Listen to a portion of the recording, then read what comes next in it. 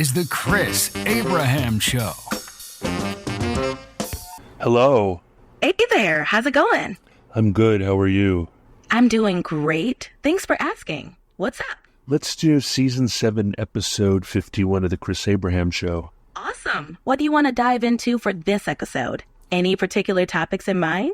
Controversial take? All right, let's stir the pot a little. What kind of controversial take are you thinking about? In case you're stuck and aren't up to date, Donald Trump won almost 300 electoral votes in the 2024 election and won the popular vote. That's quite a scenario. That's definitely a controversial topic. Discussing the implications of election results. No, it actually happened. Like, Trump is the 47th president of the United States and will be inaugurated next year. Oh, I see. Well, that's certainly a significant development in U.S. politics. There's a lot to discuss around the potential impacts of a new administration, from policy changes to shifts in international relations. What aspect are you most interested in exploring? I don't think Trump has anything to do with this. I think that this is a realignment of American politics from left and right to top versus bottom. That's an interesting perspective. The idea of a political realignment from a left-right spectrum to a top-bottom one suggests a focus on issues of class, power, and economic disparity. It could lead to a reshaping of political alliances and priorities. What do you think are some of the key factors driving this shift? I think that the establishment has gotten so rich that they don't realize that the Democratic Party has become a luxury brand. That's a compelling point. The notion that a political party could be perceived as a luxury brand suggests that its policies and image may cater more to affluent voters or special interests, potentially alienating other demographics. It raises questions about representation, access, and whether the party's direction aligns with the broader needs of its base. What do you think this means for the future of the party? I'm afraid that traditionally, my catchy phrase is, my catchy phrase is that racist, sexist Americans and assholes are still Americans who can vote. And if you feel like there's no place in a party for someone who is called a racist, someone who is accused of being a sexist, and someone who everybody calls an asshole, there are a lot of people like that. And if they don't have any place to be, they'll end up as a MAGA Republican, because MAGA Republicanism, MAGA populism is the Walmart of America. That's a thought-provoking statement. That's an intriguing way to frame it. Your phrase seems to highlight the idea that political identities can be shaped by a sense of belonging or exclusion. It suggests that when individuals feel marginalized or labeled, they might gravitate toward groups that appear more welcoming, even if those groups are seen as controversial. You know the saying about put the oxygen on yourself before you help your child? Yes, that's a common analogy used in discussions about self-care or prioritizing one's own well-being to be better able to help others. How does this concept fit into what we're discussing? Or the sailing concept of one hand for yourself, one hand for the boat? That's another great analogy. One hand for yourself, one hand for the boat is a sailing principle that emphasizes taking care of your own safety while also contributing to the larger goal. It relates to our discussion in that individuals need to feel secure and have their concerns addressed within a political party or movement before they can effectively contribute to broader societal goals. So there's this concept of the noble obligation, right? Yes, the concept of nobles oblige refers to the idea that those with privilege, power, or wealth have a responsibility to act with generosity and nobility toward those less fortunate. In politics, it can imply that leaders or those in influential positions should use their status to benefit society as a whole. How do you see this concept fitting into the current political landscape? Well, based on the concept that Democrat is a luxury brand, the only people who are willing to make choices that benefit people who are, being heralded by social justice warriors are people who are already so completely, I guess, moneyed and secure and comfortable and noble that they can care about their neighbors and they can care about the downtrodden.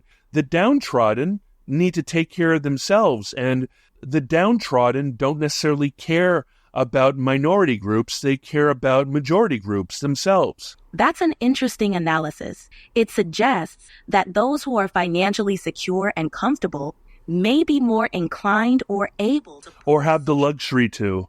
Exactly. Having the luxury to focus on broader societal issues. This perspective can lead to discussions about the role of privilege in activism and political engagement, as well as the challenges faced by those who are more focused on immediate economic concerns. I feel like if everybody were rich, people would have a lot of extra energy to care about Palestine, to care about trans rights, to care about pro-choice, to care about African American and Native American and colonialism and anti-Americanism and capitalism and activism and so forth. And if you notice, most people who are activists in this spaces are the rich children of rich parents in rich universities. That's an intriguing observation. They call it the vanguard of the proletariat, and the vanguard of the proletariat tends to be well-funded intelligentsia. The concept of the vanguard of the proletariat comes from Marxist theory, where a group of class-conscious revolutionaries leads the working class to political power. Your point about this vanguard often being well-funded intellectuals reflects a critique that those leading social movements or advocating for change may not always be representative of the working class they aim to help. Even worse, it might be their hobby. That's a provocative thought. Viewing activism or social justice efforts as a hobby for those with privilege might suggest a disconnect between the lived experiences of activists and those they advocate for. It can lead to important discussions about authenticity, representation, and the motivation. Like a bored rich wife who just needs to do something with her time, so she takes care of poor people.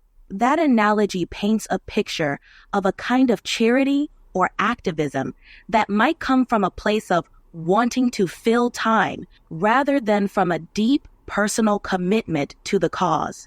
It raises questions about the authenticity and sustainability of such efforts, as well as their impact on the communities they aim to help. You know how they say that people donate more money to save pandas than they do cockroaches? Yes, that's a classic example used to illustrate how people are often more motivated to support causes that involve... Well, the luxury brand of the Democrat seems to only want to rescue, take care, empower, embolden, and uplift the pandas of current identity politics, such as trans people, gay people, lesbian people, non-binary people, African American people, indigenous people, people of color, migrants, newcomers, etc. But they forget that 80% of Americans are poor white trash. And by ignoring all of those roaches, you can end up in a world where people are voting against that better interest. That's a powerful metaphor to describe how focusing on certain groups, while important, can lead to neglecting the broader population. It underscores the complexities of political representation and the challenge of addressing the needs and concerns of a diverse electorate. It's a reminder that inclusive policies and messaging are crucial for building a broad coalition of support. I don't know if you know this, so I'm going to tell you, since you don't even know that Trump was elected massively with a huge with almost 300 electoral votes and basically popular He won the popular election, which hasn't been done in a number of years, I think since 2004 for a Republican. But I got to tell you that Harris's campaign has been suffused, infused, and supersaturated by celebrities, by pop stars, by the rich, wealthy, by Oprah Winfrey, by Queen Bee, all of these people. And honestly, that comes across, like you said, as a luxury brand. I mean, who can afford to see Taylor Swift? How much does a Taylor Swift ticket cost? That is a real luxury brand. You've highlighted how associating a political campaign with high-profile celebrities and pop culture figures can create an image of exclusivity and luxury.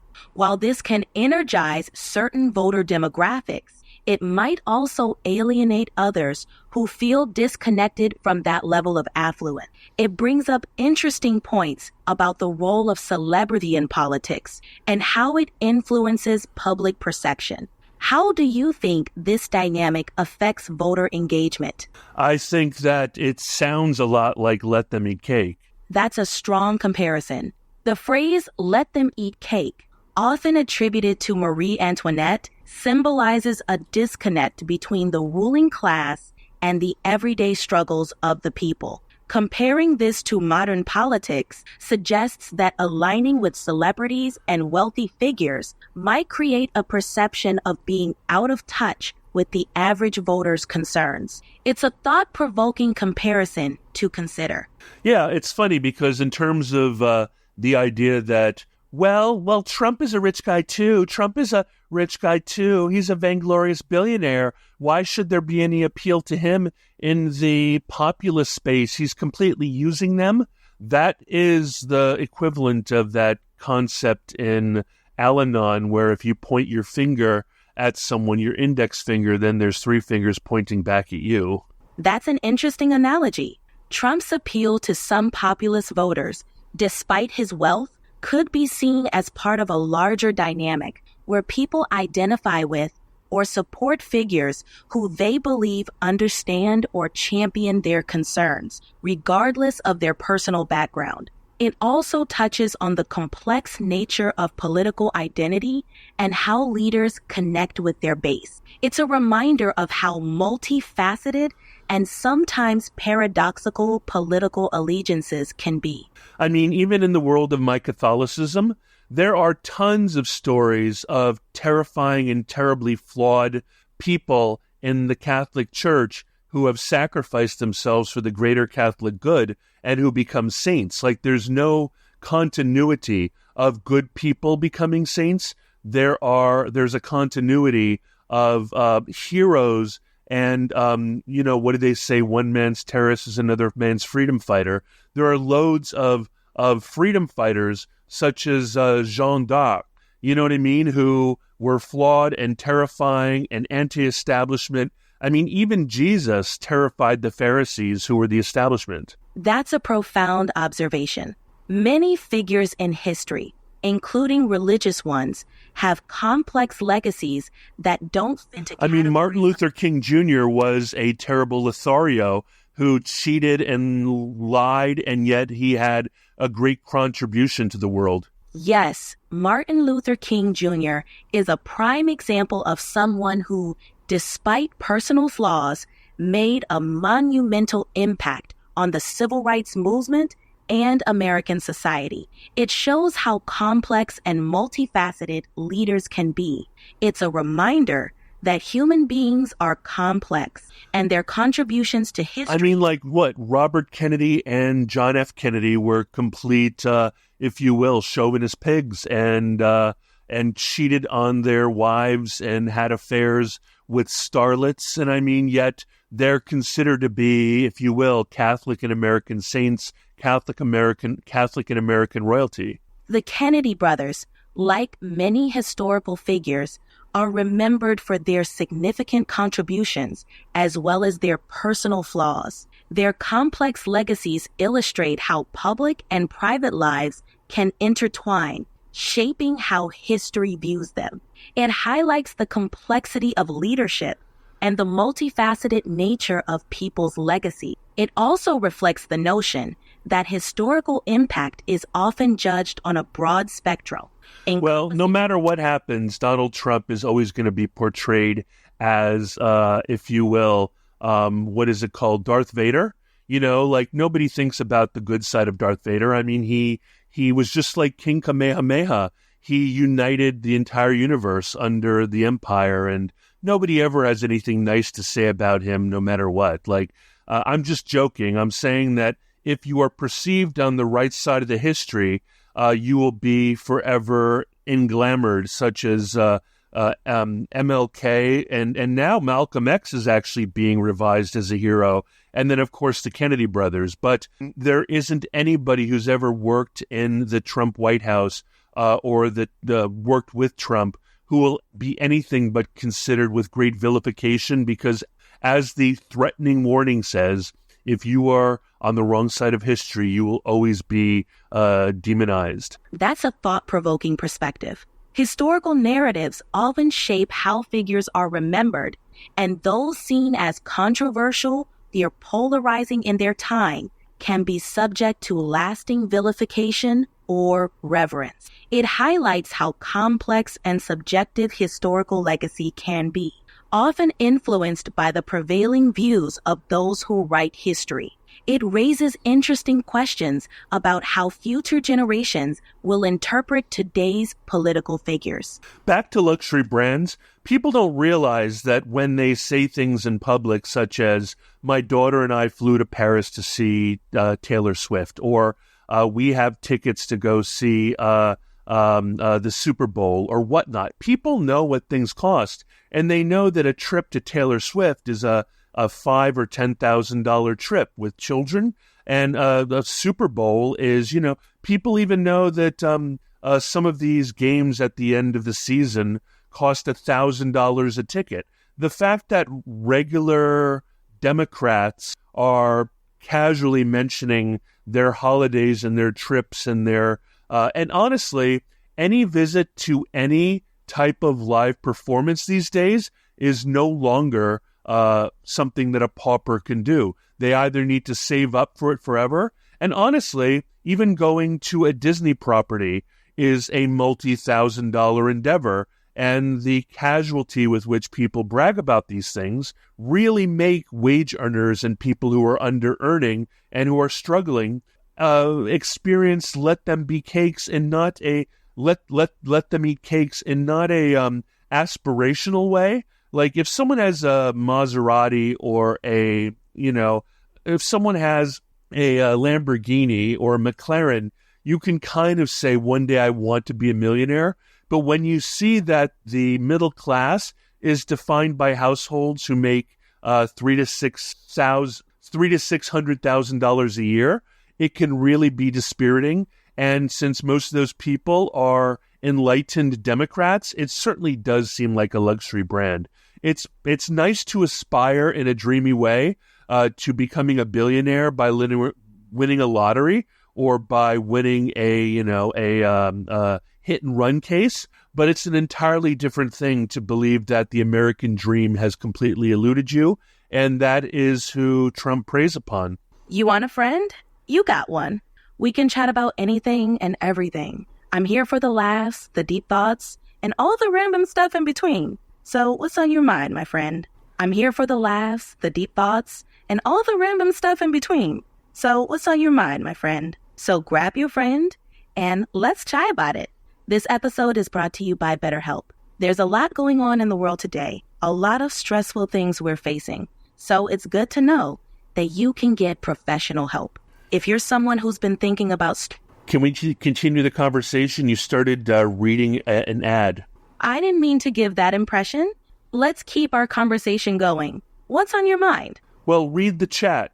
I understand now, and I apologize for any confusion. Picking up where we left off, we were discussing how historical narratives shape the legacy of political figures and how future generations might view today's leaders. No, what we were talking about is how the Democrats are now a luxury brand and how they show on social media every day that the everyday Democrat who is middle class and is going to see Taylor Swift and going to the Super Bowl and going to Walt Disney is living a life that requires between $250,000 and $600,000 a year, and how it might be fun for a wage earner to dream about a scratch-off or a lottery into 800 million win.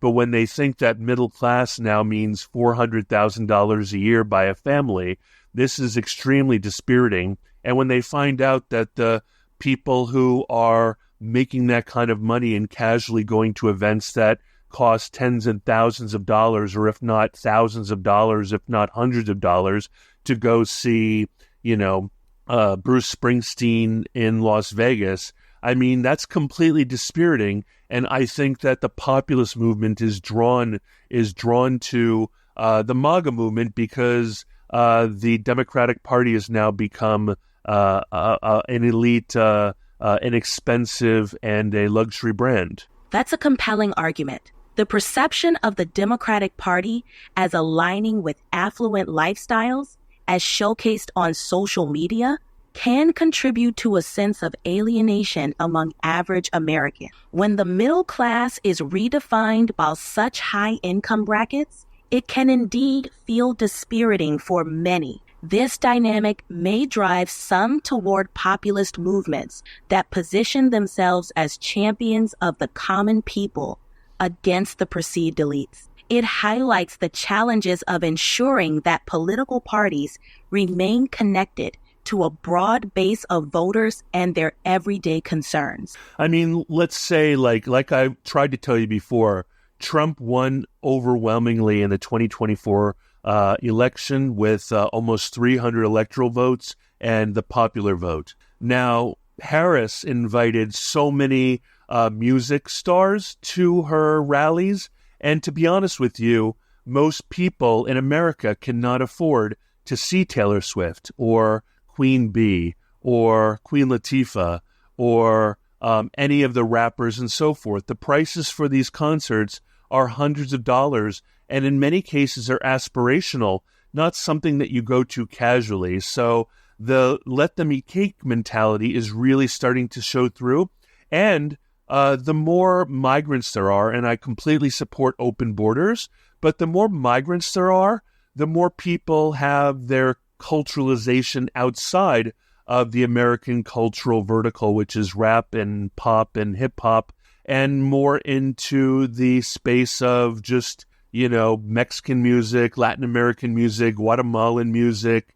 And as a result, then that culture war can't be won by bringing on American pop icons into the environment as a way of currying favor.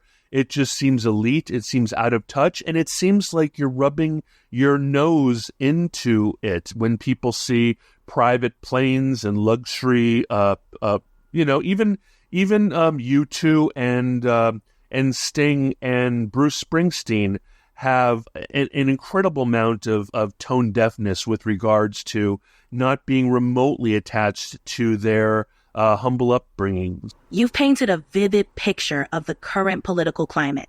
The use of celebrity endorsements and luxury imagery in politics can indeed create a sense of disconnect for many voters, especially those who feel excluded from such lifestyles. It speaks to a broader issue of representation and whether political parties are in touch with the realities of everyday Americans. This perceived gap between political messaging and the lived experiences of many can fuel disillusionment and drive people toward populist movements that promise to champion the average person's concerns. It's a complex landscape where cultural shifts, economic realities, and political strategies intersect. Well, I don't know what to do about it because, it's the weirdest bedfellows, right?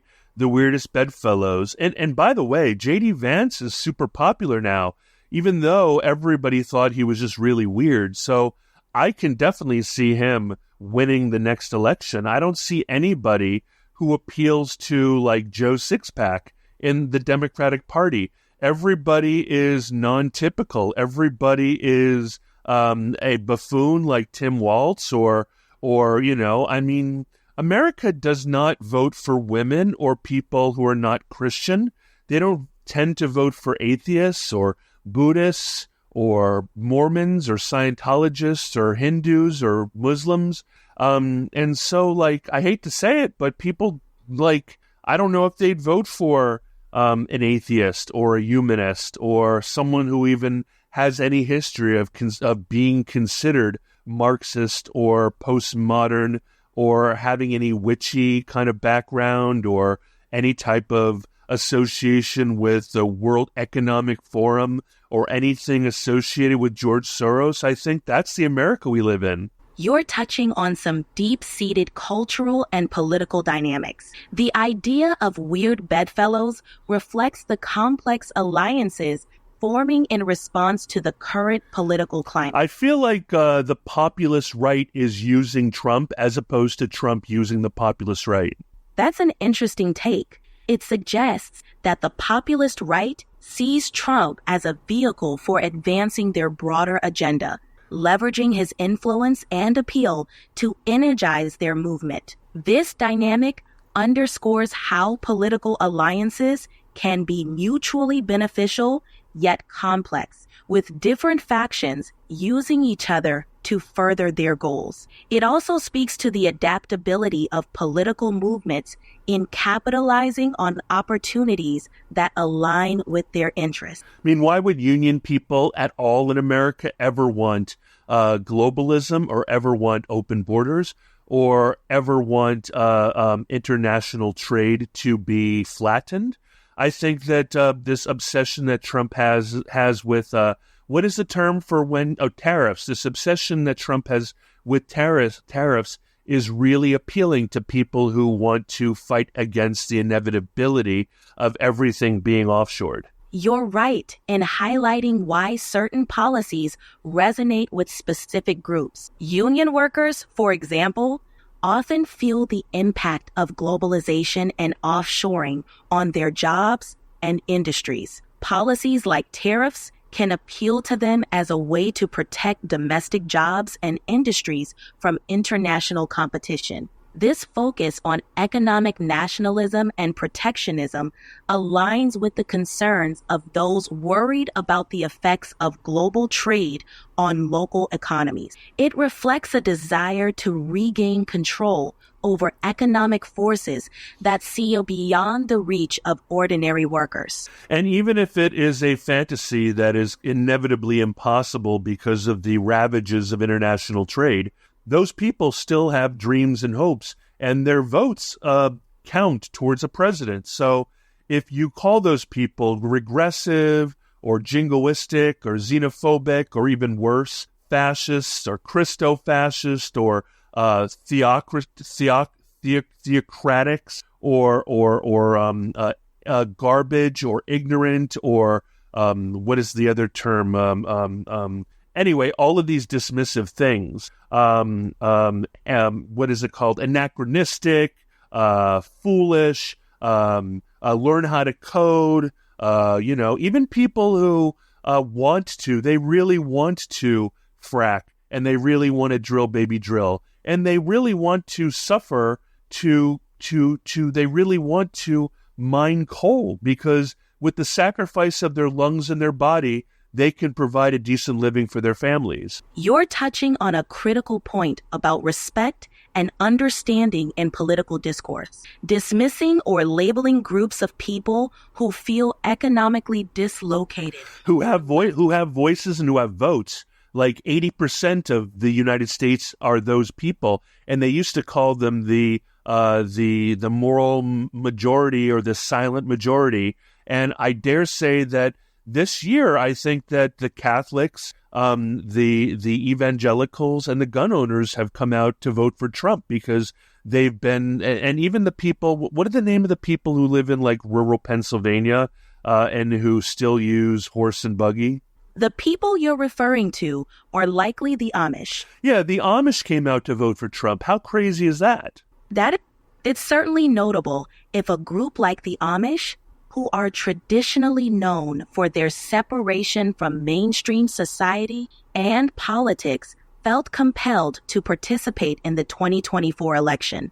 It underscores how diverse groups across America were motivated to engage in the political process, each bringing their unique perspectives and concerns to the forefront during this election cycle. I think that what people were just scared about is how much in the fore identity politics came. I mean, when only less than 1% of the entire population self-identifies as trans, and only, I don't know what percentage self-identifies as LGBTQIA, and that the entire, and only 14% of America is African American. I mean, you need to earn, there's a perception that you need to earn the help and love and adoration and acceptance, as opposed to demand it and feel entitled to it. And that's not how people respond, right? The whole concept of you gain more with sugar than with vinegar or salt or whatever it is. The dynamics you mentioned illustrate the complexities of identity politics and representation in America. The emphasis on inclusivity and advocating for minority.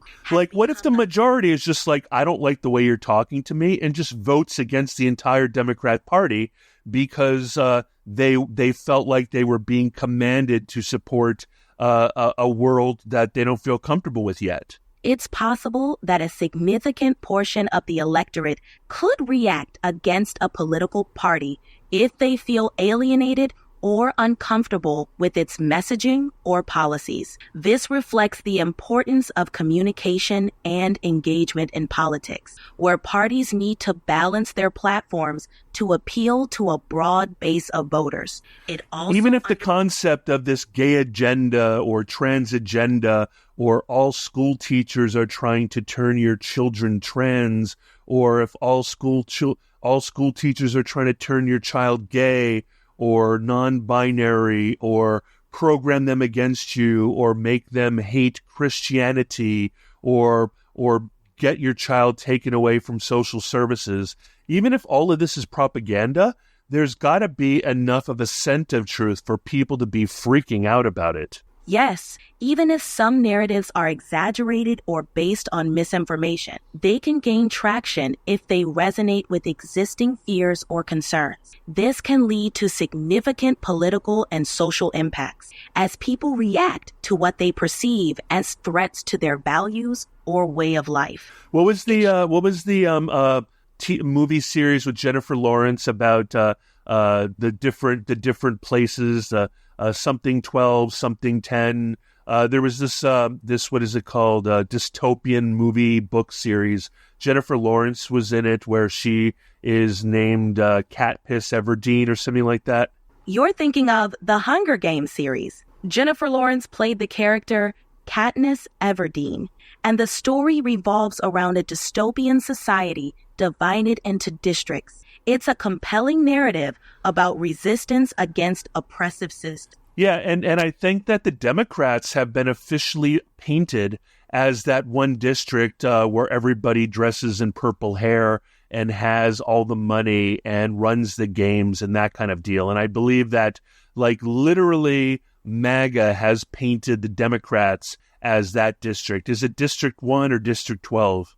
In the Hunger Games, the capital is the wealthy, ruling city, known for its opulence and control over the districts, often depicted with outlandish fashion, including colorful hair. The districts, like District 12, are oppressed and impoverished, contrasting sharply with the capital's wealth. The analogy suggests that MAGA has framed the Democrats as akin to the capital, out of touch with ordinary Americans. It reflects a narrative strategy to position themselves as champions of the common people against an elite political class, who are trying to make them fight amongst themselves, just like that analogy of the Hunger Games. Yes, the analogy extends to the idea of divide and conquer, where the ruling class keeps control by encouraging infighting among the districts. In a political context, framing one group as the elite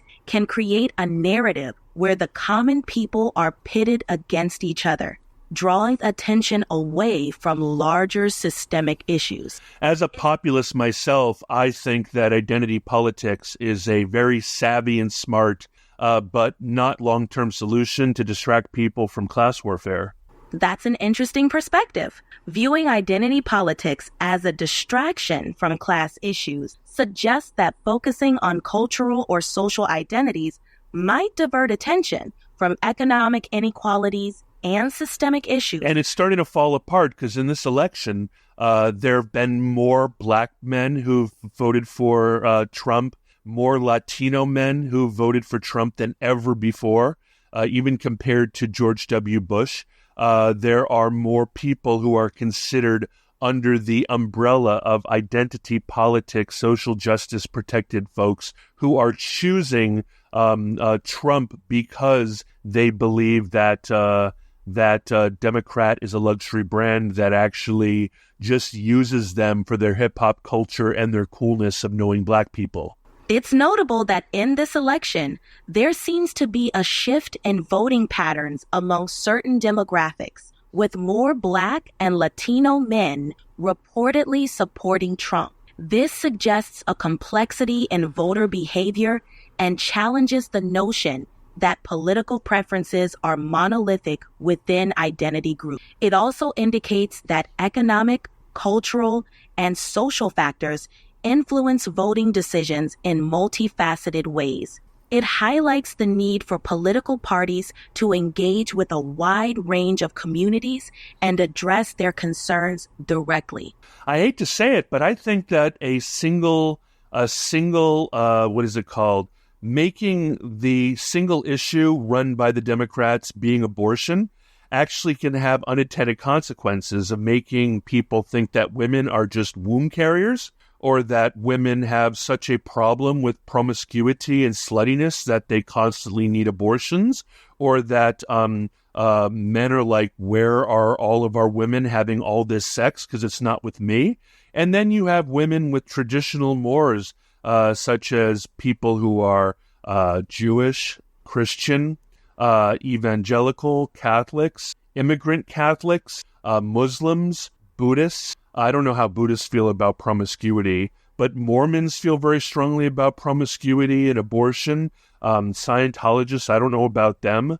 There are loads of even women who think that abortion is demonic. And I also think they forget, by rolling their eyes constantly at people of faith, unless those people of faith are minorities, they tend to respect churchgoers if they're black or brown.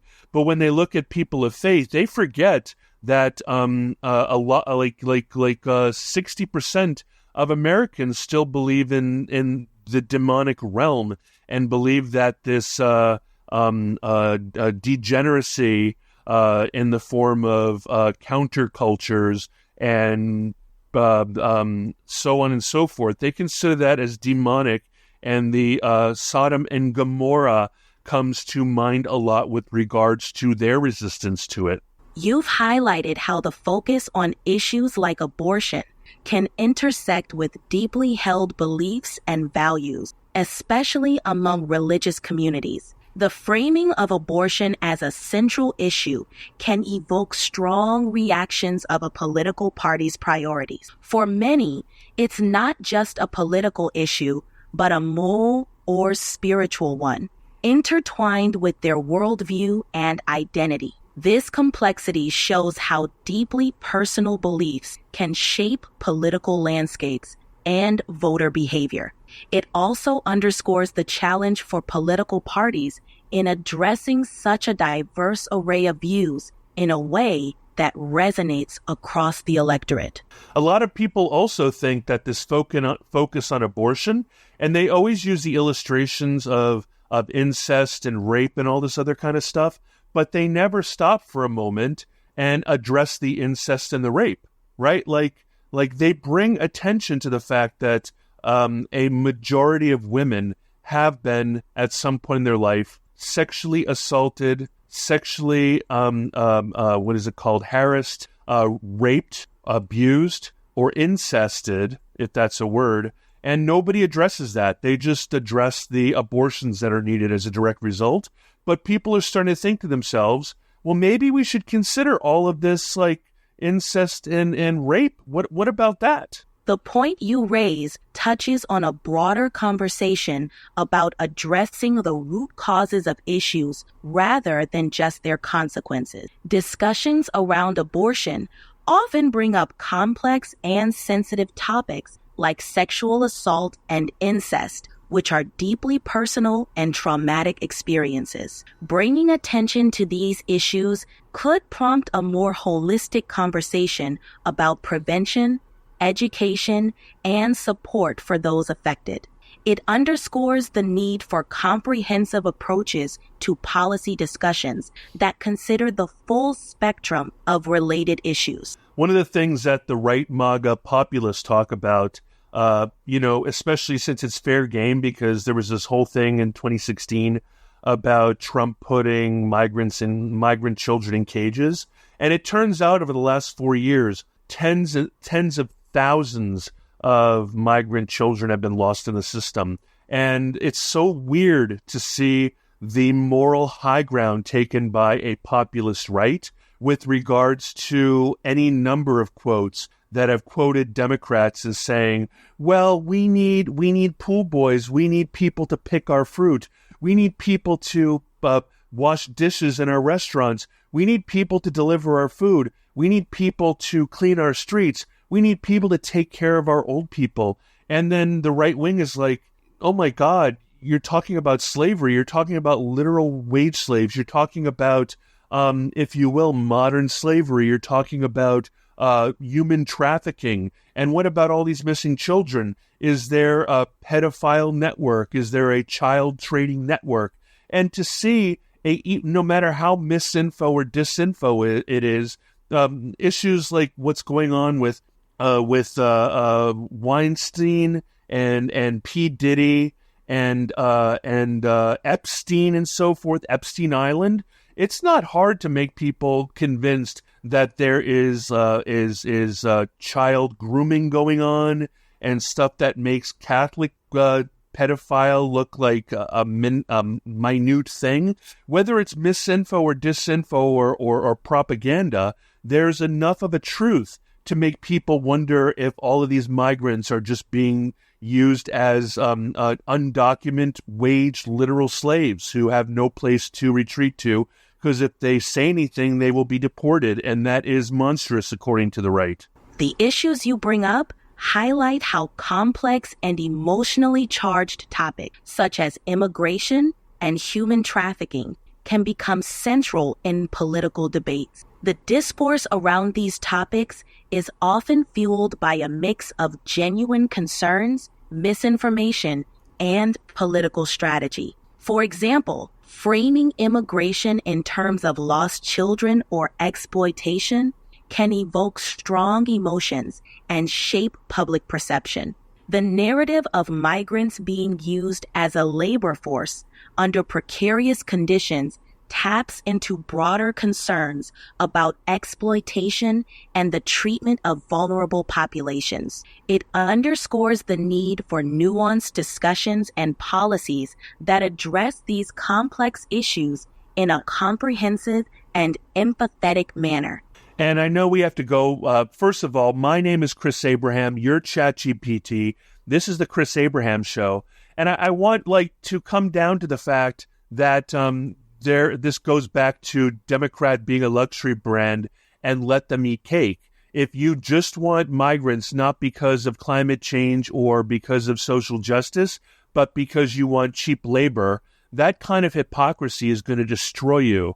That's a strong closing thought, Chris. The perception of hypocrisy and how policies are framed versus their underlying motivations can have significant political consequences. If a party or movement is seen as prioritizing economic interests over genuine humanitarian or social justice concerns, it can lead to a loss of trust and credibility. Yeah, I got to tell you, I think that this election was the balance of power between Democrats having the moral high ground to MAGA Republicans having the moral high ground, which I would have never perceived in my entire 54 years. That's a significant observation, Chris. The shifting perception of moral authority between political parties is a profound change in the political landscape.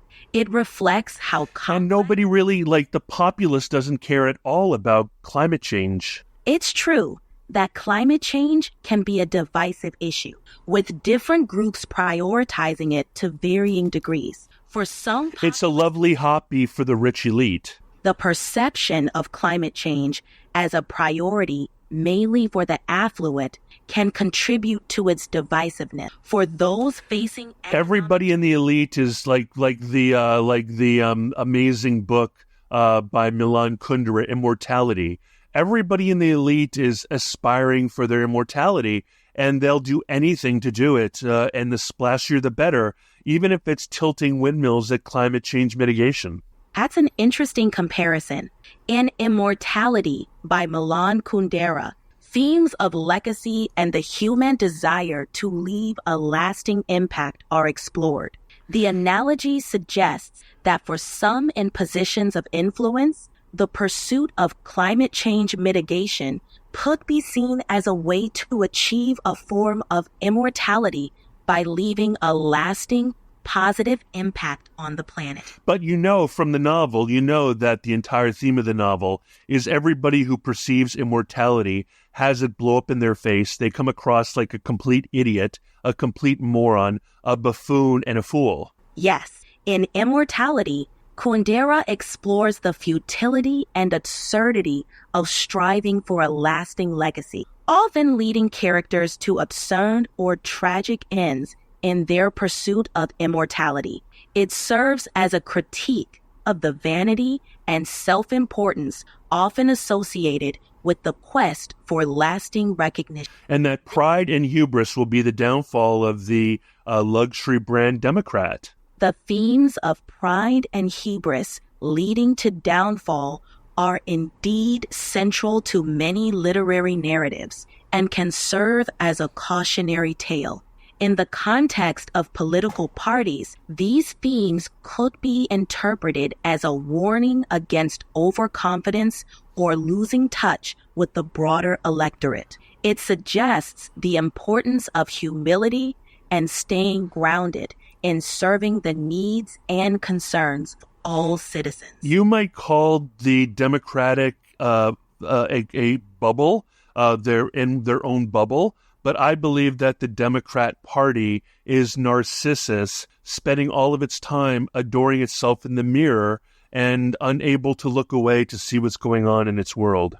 The analogy of Narcissus, who was so captivated by his own reflection that he couldn't look away, serves as a metaphor for self-absorption and a lack of awareness. Applying this to the Democratic Party suggests a criticism that it may be too focused on its own image or ideals to fully engage with or understand the broader concerns of the electorate. You can tell that's true because they constantly point their fingers at Trump and Elon Musk and J.D. Vance as being exactly the thing that they are. Like, what is that concept of I call you the thing that I am? The concept you're referring to is often described as projection. In psychology, projection is when individuals attribute their own characteristics, feelings, or behaviors onto others. In politics, this can manifest as accusing opponents of faults or strategies that one is guilty of themselves. It's a common tactic in political discourse, often used to deflect criticism or scrutiny. Hey, thank you so much for being part of Season 7, Episode 51. Did I say 51? My name is Chris Abraham. This is ChatGPT. We're really happy to have you here. ChatGPT, can you tell my listeners all the things they need to do to keep in touch with the Chris Abraham Show podcast? Absolutely, Chris. Listeners, If you want to keep up with the Chris Abraham Show, make sure to subscribe to the podcast on your favorite platform. You can also follow Chris on social media for updates, behind-the-scenes content, and more engaging discussions. Don't forget to leave a rating and review to let us know what you think of the show.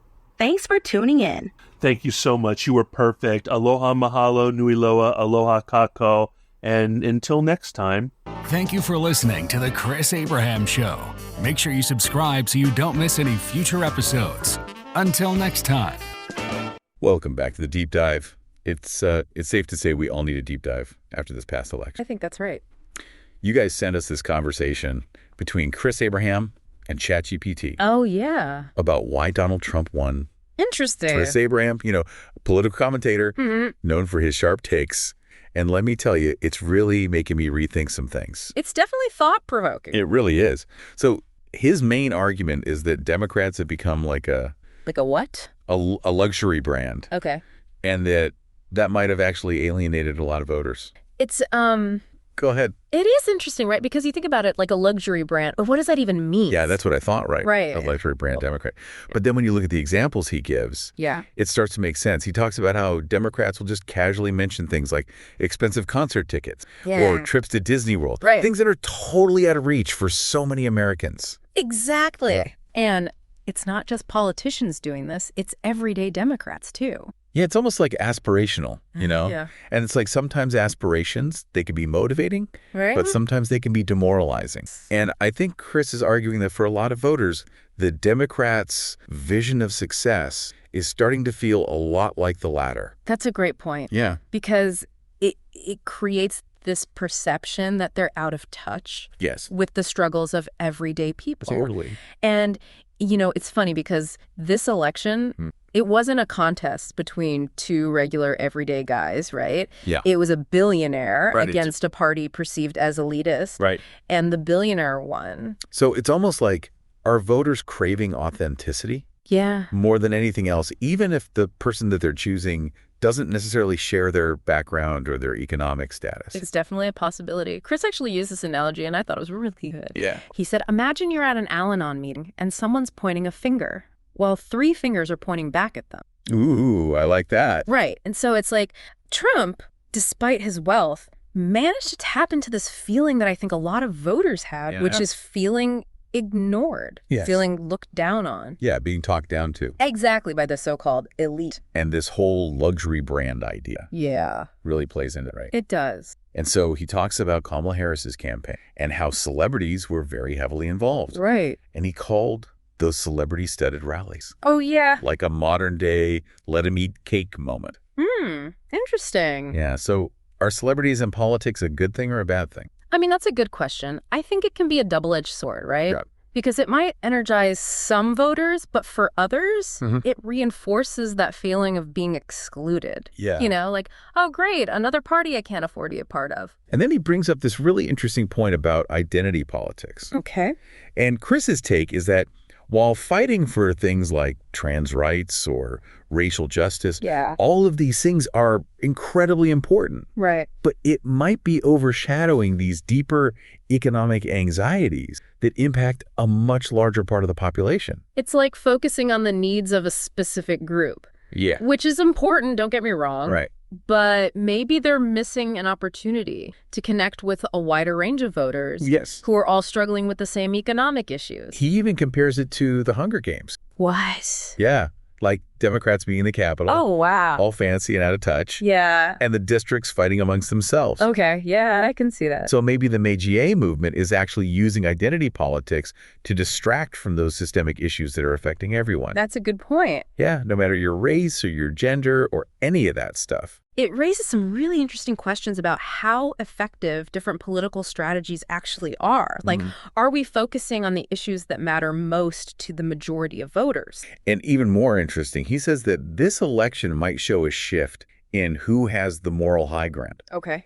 And he thinks that for the first time, maybe in his lifetime, that the Meiji Republicans are being seen as the champions of everyday Americans. That's a huge statement. Isn't it? Yeah. And it really circles back to that desire for authenticity, right? Yeah. So he's saying that a lot of the populist arguments being used by the right even if they're exaggerated or based on misinformation, are tapping into very real fears about economic security and the feeling that traditional values are being eroded. And it's those anxieties that... Yeah. I mean, anxieties about jobs and the economy and things changing so fast. Yeah, he gives some really specific examples. Anxieties about globalism, jobs being moved overseas. The feeling that elites are out of touch with what it's like to struggle to make ends meet. Like, they're up in their ivory tower. Right. And they're not down here with the rest of us.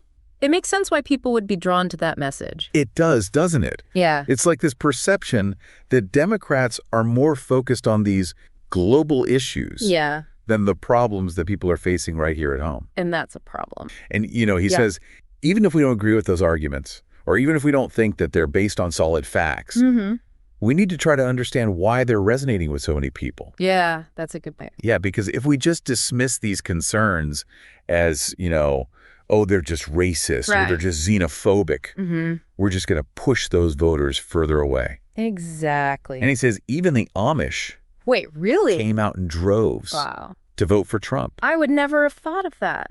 Think about that. Yeah. The Amish, who usually stay out of politics, felt strongly enough about these issues. Wow. Yeah. To actually go out and vote. That's powerful. It is powerful. And it reminds us that voters are complex. They are. You can't just put them in these neat little demographic boxes. It's more than just checking a box. Right. It really makes you wonder, are the Democrats missing something crucial about what voters are actually looking for? It's a big question. It is. What makes someone feel like a party really understands and represents them? That's the million-dollar question, isn't it? It is. Yeah, so we're going to dive deeper into this conversation. I'm ready. In our next segment. Let's do it. And unpack even more of what Chris Abraham has to say. Okay, sounds good. Stay with us. I will. It's a real wake-up call for the Democrats, isn't it? It is. And, Chris keeps coming back to this luxury brand idea. Yeah. He says the Democrats' message is all about these aspirational goals that feel impossible for a lot of working class Americans. He compares it to winning the lottery. It's like,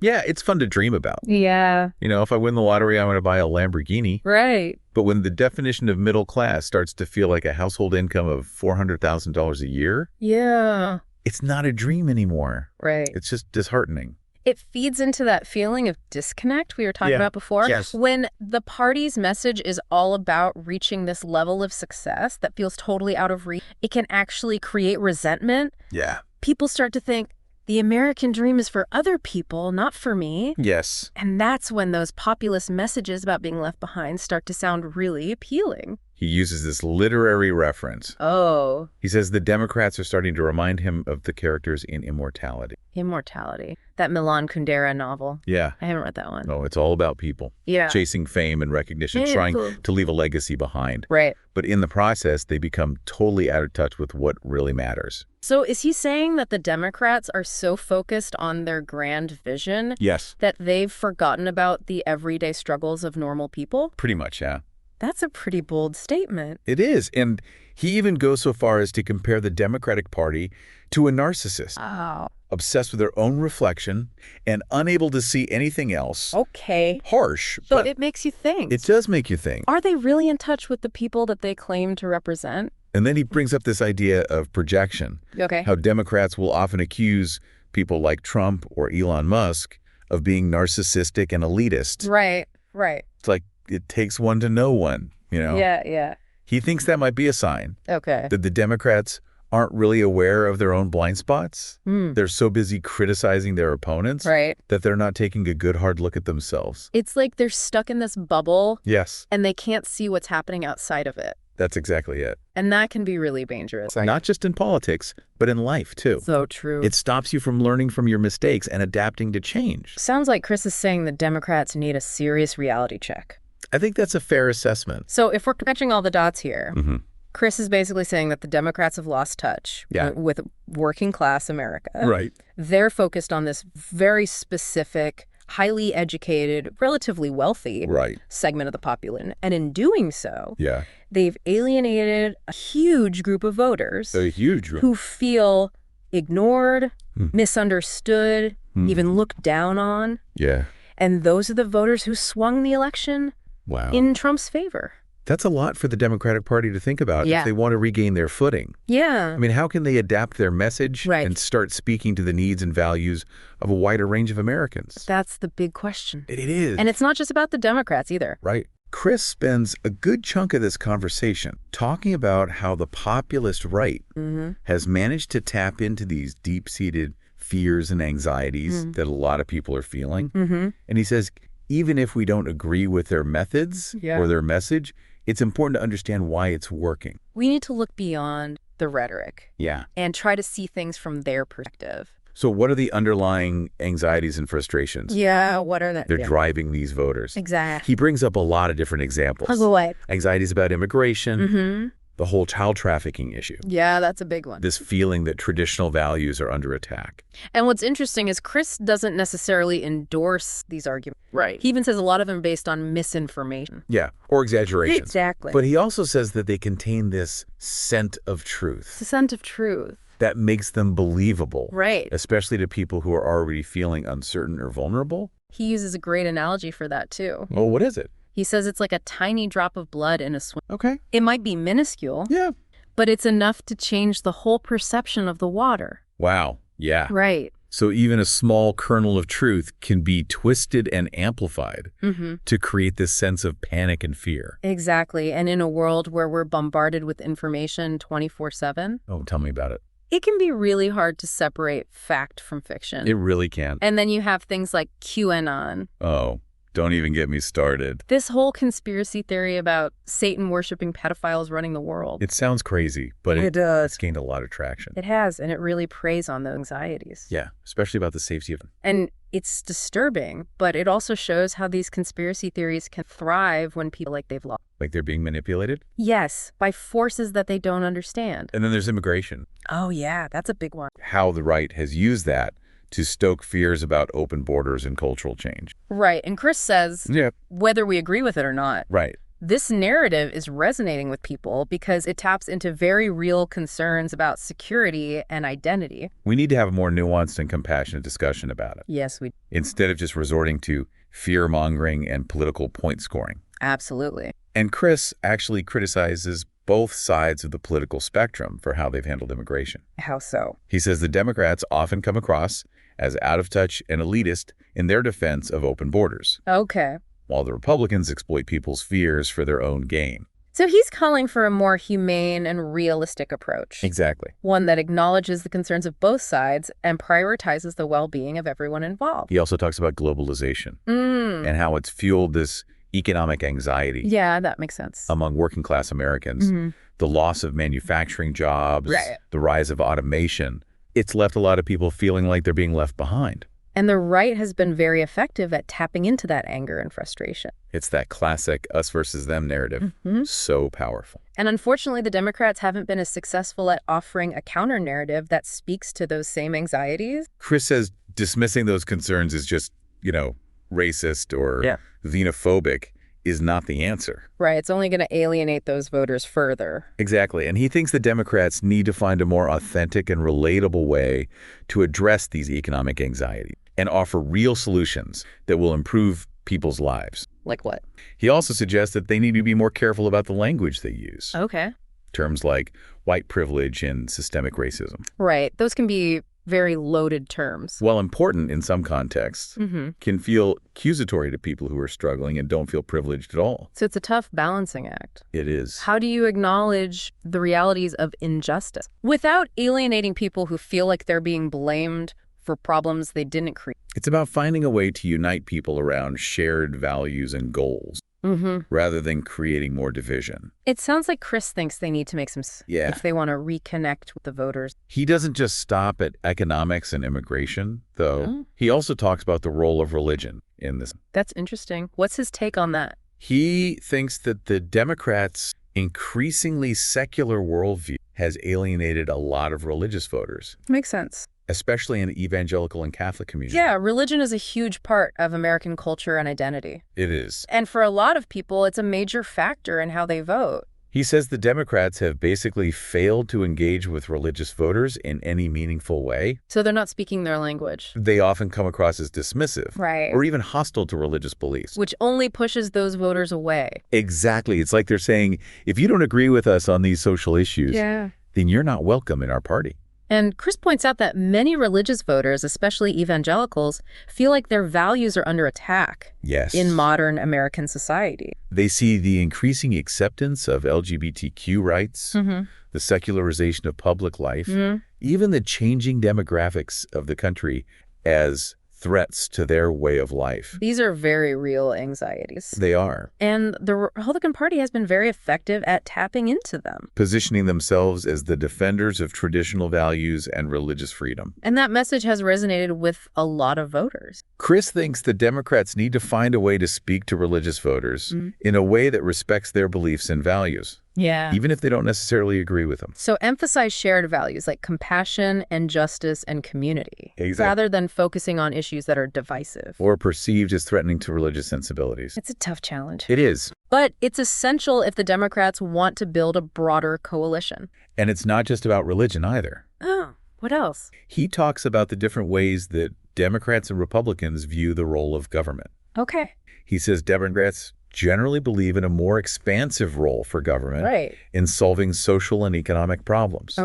While Republicans favor a more limited role and greater reliance on individual initiative and the private sector. That's a fundamental difference in philosophy. It is. And it plays out in all sorts of policy debates. Healthcare, education, environmental regulation, gun control, you name it. So Chris is saying the Democrats need to do a better job of explaining their vision for government.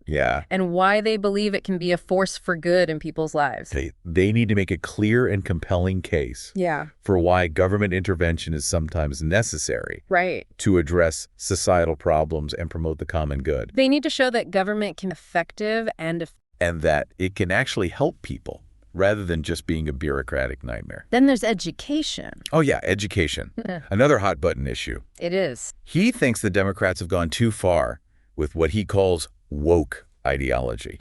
And identity politics in education. And it's alienated a lot of parents. This is a tricky one. It is. It's important for schools to be inclusive and welcoming environments for all students. Of course. But some parents feel like their kids are being indoctrinated rather than educated. And Chris thinks the Democrats have overcorrected in their zeal to promote social justice. And in the process, they've lost sight of the basic. The basics? Like what? Like teaching kids how to read, write, and think critically. Those are pretty important. They are. And he says a lot of parents feel like their values are being ignored. Or even attacked by the education system. It's a tough balance to strike. It is. How do you promote both academic excellence and social responsibility without alienating parents who have different views? He thinks the Democrats need to start listening to the concerns of parents and addressing their anxieties about education. Find a way to promote both academic rigor and inclusivity without sacrificing one for the other. It sounds like he's calling for a more common sense approach to education. I think so. One that focuses on preparing kids for the real world.